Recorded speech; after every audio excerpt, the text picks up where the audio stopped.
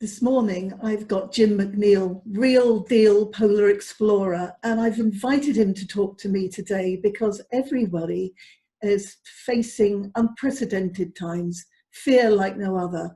There's a lot of people actually fearful to go out of their homes at the moment because of the unknown enemy. So, Jim, in lockdown, have you experienced this? Well, I think fear, is a prevailing thing, isn't it? It occurs everywhere. I used to live in your area, but as you know, I've now moved down into the middle of Dartmoor. So I'm in a little town, well, a Princetown actually, where the big jail is. So they're used to living on their own sort of thing in a rural sort of situation. And so we're very lucky. Our background, or rather our back garden, is the Dartmoor itself. So we're allowed to go out onto Dartmoor and exercise on there. So we're very lucky in that respect. You are very lucky from that respect, yeah. But there are very few people that would have experienced the sort of fear that you've encountered in polar regions. I mean, it's a very inhospitable place, and you've encountered many dangers and hazards, and you teach people how to overcome fear, don't you? Yes, I do, and I think it's really about thinking around the subject itself. Really, what are you fearful of? From what, how does that fear manifest itself? Maybe mood swings, it may be stress, it may be physical. People get rashes and all sorts of things. But yes, it's really about knowledge of your subject, I guess. Knowledge of COVID, the virus, in these terms, and how to deal with it. Once you've got that knowledge, then you've got a basis on which to live, almost. The things to do, the things not to do, what to avoid, what to engage with, and that's much the same as I teach people to do, in the extreme expeditions that I do. Really, it's all about training. It's all about practice. It's all about the knowledge of what could happen. It's always very, very good to sit down with new people and talk about the what ifs. What they're entering into. And what if you have a cold in -40? What if you sprain your leg? What if your fellow expeditioner goes ill or something? Yeah. So it's all about preparation, really, and that comes with knowledge, but it also comes even more so with experience, I suppose, in my game. Obviously, we've never globally experienced anything like this. But when you look back in history, I mean, the only thing we can compare this sort of global disruption to is probably, the 2 world wars that our parents and our grandparents went through. Indeed, and it's also planning for the unexpected, isn't it? And certainly this has been unexpected to a lot of people, but scientists have been predicting it for a while, haven't they?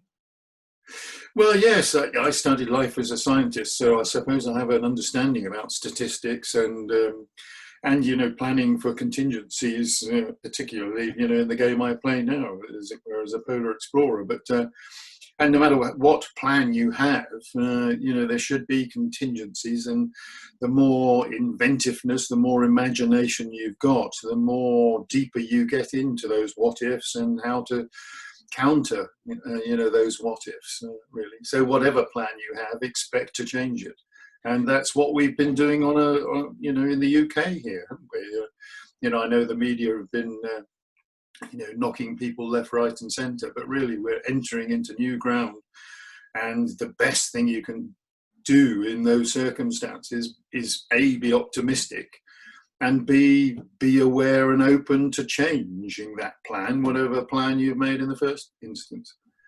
Now, clearly, in these times you've been able personally to get out and about and experience the fresh air, and that must be very liberating for you.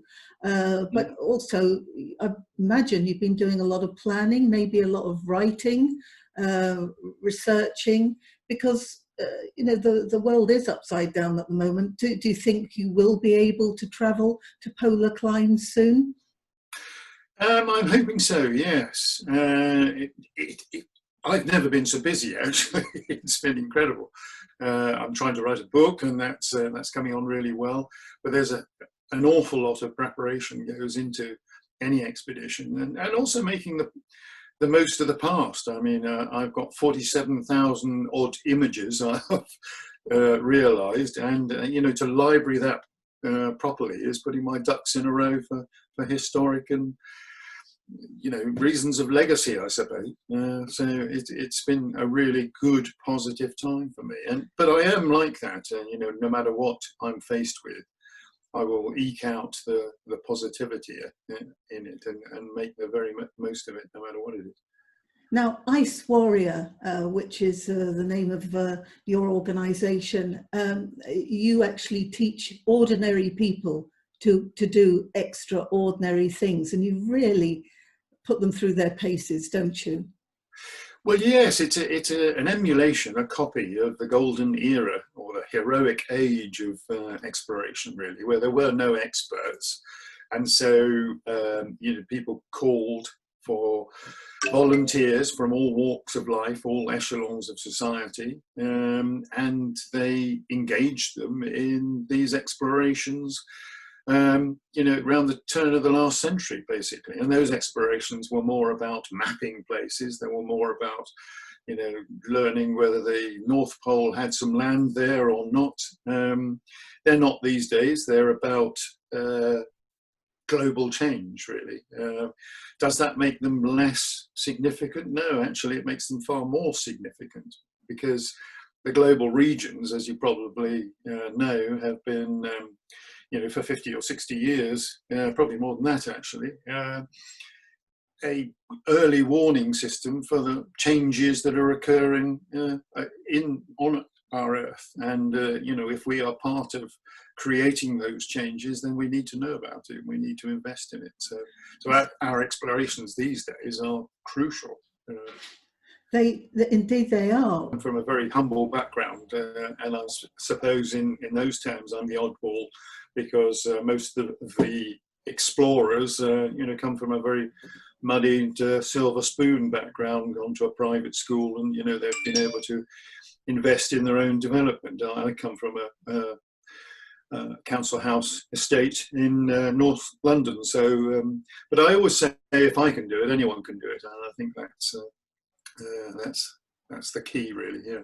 So exclusive, no, but there are only a few people that have. I suppose that's the truth, and that's part of what drives me. That's part of what motivates me. If I had my way, I think I'd take everyone to appreciate our extremes, really, whether it's polar or desert or what mountain, ocean or jungle. They give us a real appreciation of our perspective, our position, our frailties, our fallibilities, all those sorts of things in life, and puts the humankind in perspective, really.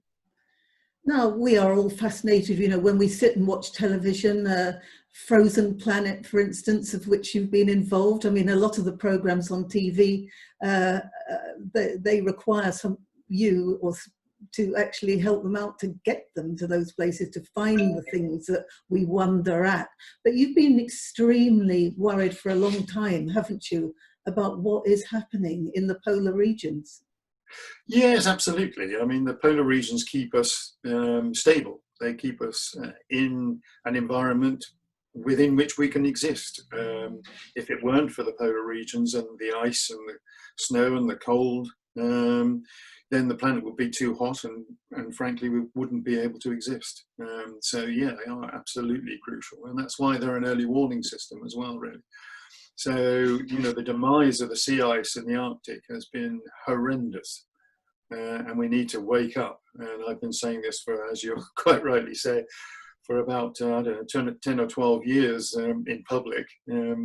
But I started working on that in 1980 as a scientist, on the depletion of the ozone layer in the south, in fact, as a result of agricultural practices. So it's crucially important we now get our fingers out, invest time, effort, money, and our future and the future of our offspring in looking at the environment in which we live and sustaining that environment. Now, when earlier on we were talking about fear and, you know, the sort of dangers maybe you've encountered. I know you had one particular experience with a polar bear that wasn't too nice. Polar bears are fantastic creatures, actually. They are amazing. And when you're in their presence, when you discover their presence in your company, there is the overwhelming feeling that you are in their territory, and quite rightly so. And you know, you can dissuade them, but that's all you're going to do. You're not going to conquer them. You're not going to change their minds, but you can gently persuade them that you're not their next meal, basically. And one followed you for quite some time, didn't it? Yes, I was on a solo trip. I had been out 2.5 weeks, and my aircraft came in to resupply me. And as the aircraft landed and the pilot got out, he said, "Jim," he said, "do you realize you're being followed by a polar bear? Because up in the sky, you can see all sorts of traces and tracks and things." And I said, "No, I didn't." But apparently he'd been following me for at least a week by their reckoning. And he followed me for the next 2.5 weeks as well. So, yeah, so sleep was quite deprived, although it's amazing what the body can do. The mind is an incredible thing. You can switch off and sleep to all intents and purposes, but still remain alert to certain triggers. And that's what I found, and that's what I develop in people who go out there in amongst polar bear territory now, yeah. We've all been facing the fear of this horrible virus, but you've had your fair share of nasty things, and I'm thinking of flesh-eating disease in particular. Not too Yes, I mean, if you're afflicted or you contract something like that.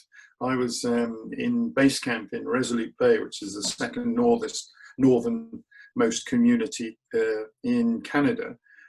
Ready to go off and try and do a very big expedition on my own, and I contracted necrotizing fasciitis. It's flesh-eating disease of my left ankle, and I was really lucky that they found it the evening before the morning I was supposed to leave, around about 4 o'clock in the morning. So, and then I spent the next 10 days being pumped full of intravenous antibiotics to stave it. And so I was very fortunate in some ways, but very unfortunate not to get out, I suppose.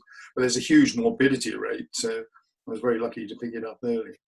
So so you, on occasions like that, you must reflect and think, oh, you know, I almost died then. And you know, does it ever put you off doing these trips? No, I mean, that was a disease that I coped with. I suppose I'm fatalistic. So I've usually done my nth degree of homework and preparation.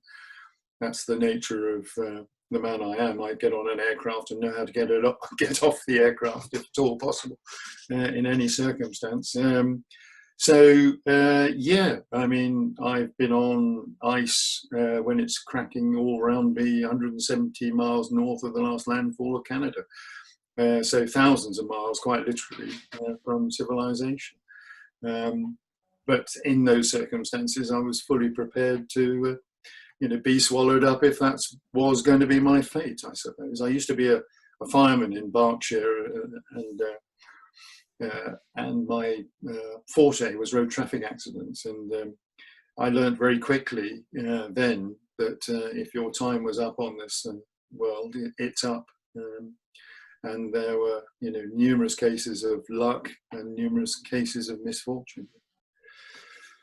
Well, that is quite a sobering thought. Now, you're recruiting now, it says, recruiting of 4, an expedition like no other, 80 days, 800 miles, and you're planning it next year. So you think it really will go ahead? Yes, this is the last occasion that I put it on. I've set up my stall and say, this is what I'm going to do. And ironically, during this period of lockdown, it has been much easier to engage people with the project and also get them on board. So yeah, it's going to be next February. It's as you say, it's an 800-mile journey. I'm recruiting people from all walks of life, all echelons of society, to volunteer, and all nations. Actually, we've got 13 different nations taking part at the moment, and it's going to be globally spread around the world by the media, our media partners, which is a fantastic thing. And it's a transition to the very centre of the Arctic Ocean. The very centre of the Arctic Ocean is a place called the Northern Pole of Inaccessibility, and it's one of the 4 North Poles, but it has not been reached by humankind. So on the one hand, it's a world first in terms of adventure and endurance and endeavour.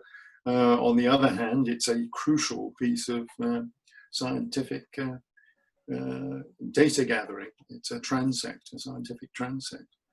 Each day we'll be measuring 4 things, basically. One is the weather, because we have a lack of understanding about how the weather affects the rest of the globe, and we're beginning to realise that now. But so our partners at the Met Office in this country and in Canada and in the States and what have you. Secondly, we're looking at the sea ice, which is all important because of the demise of the sea ice. Can we do anything about it? When will that sea ice really start to cause potentially catastrophic events globally? That's incredibly important for everyone, politicians, commercial people, and the whole economy of the world, really.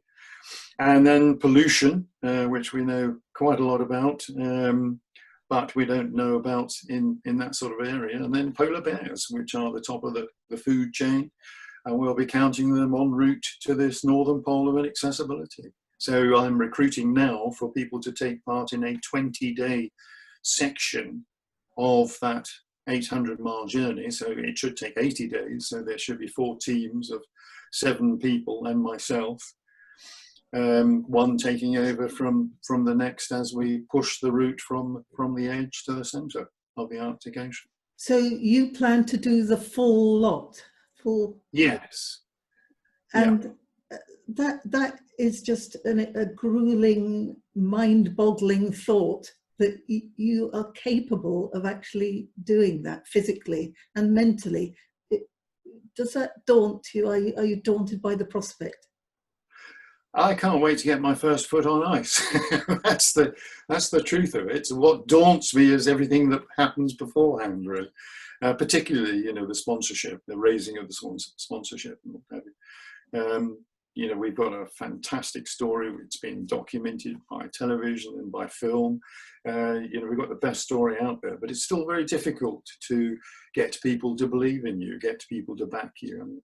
And that's what daunts me, not the actual thing itself, which is probably quite surprising to people. So is most of the training done in Dartmoor, and then you go off to Poland? Yeah, well, a person volunteering, they can't pay for it. It's not something you can pay for, but they do have to raise money. So their first course is how to raise the money, how to raise the funds for their contribution. Their contribution doesn't really pay for their existence on the team, but it means that those people with the right characteristics to go and get that sponsorship, those funds, are the right sort of characters that I want in my ice team. And so they need to be bold, they need to be courageous, not overtly, I'm certainly not that myself, but they need to be clever, they need to know everything about what they're doing and be able to answer all those questions. So their first course is to teach them how to go out and get that funding. The second course is what I call core skills, which are all the campcraft, the navigation, the rope work, all those core skills that you can teach in the UK here in a fairly temperate climate. And they do that on Dartmoor here, as well as medical training up to a pretty reasonable standard as well. Off to Svalbard, where I've got a base in. I've also got a base in Resolute Bay in Canada, but that's too expensive to get to at the moment. But Svalbard is a fantastic base for training people. It's only 800 miles from the geographic North Pole, and it has polar bears, it has sea ice, it has everything. So, you know, it's an incredible experience in itself to train in that environment. So will you be on your own for the final bit, or just a chosen few going with you? It'll be the team that's doing the last leg, yeah. And are they going to be the strongest team? No, the strongest team is the first team. So we have to start in the very beginning of the season. So when you can land an aircraft on the sea ice, when you can see, when the polar night finishes and there's enough twilight so you can land the aircraft on the ice. And then we have to get up before the ice cracks up, of course. So you've got about 80, 90 days. So there's very little leeway for any problems that we might arise. So, but that first team has to go through the most difficult terrain, because that's where the sea ice boulders, it breaks and boulders up, and so getting across that sort of terrain is really difficult. They've got very long nights of -40 up to down to -50, if you like, you know, they have to be incredibly fit and of mind as well as body, because they have to put up with the most difficult deprivation and hardships, really, during that first 20-day section. Now, it might seem an odd question, but why is it called the Pole of Inaccessibility? Presumably, by the very name, it is inaccessible. So, yes, it is, yeah.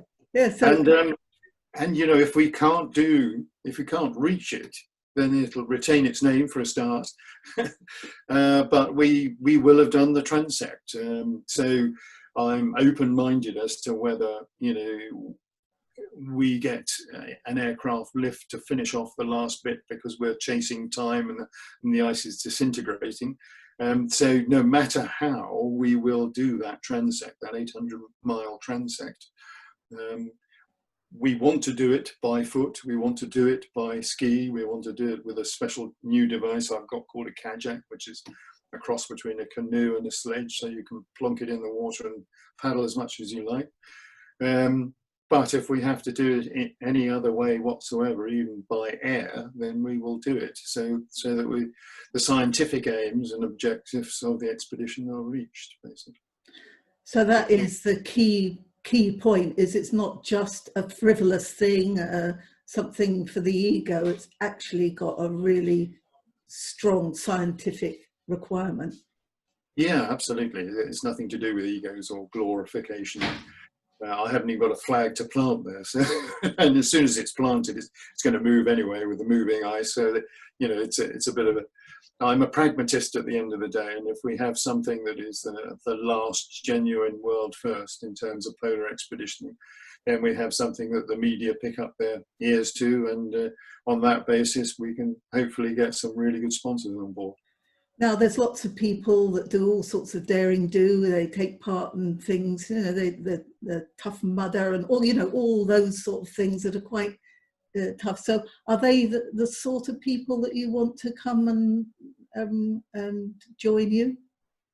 Absolutely not. No, it really is across the board. You know, the most important, if you want one single characteristic, I suppose, is probably empathy. So they need to be emotionally intelligent. They need to look after, you know, their fellow expeditioner.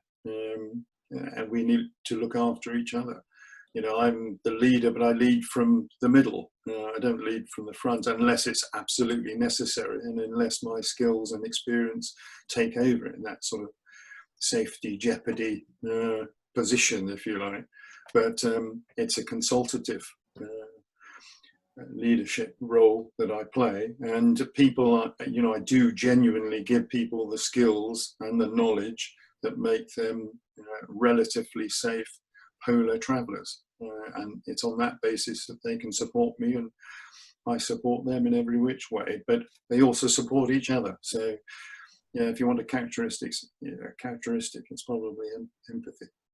Well, I think that sums it up totally. And also, a lot of those requirements are what leaders need at the moment. They're going off into the unknown at the moment with a lot of issues ahead. And if they don't lead properly or don't listen to their team, they're going to struggle, aren't they?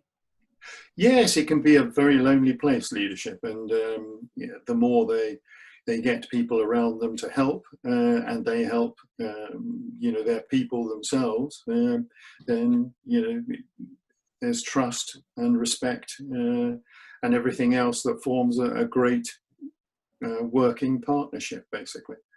I may not be able to make it myself. I'm cracking on now. I'm 60 this year, would you believe? Oh my goodness. Jim goes on forever. And so physically, that's my greatest concern if I have one. Will I be able to do the 800 miles across that sort of terrain? But I will have made sure that every single person in my team, if necessary, could take over, if I go down.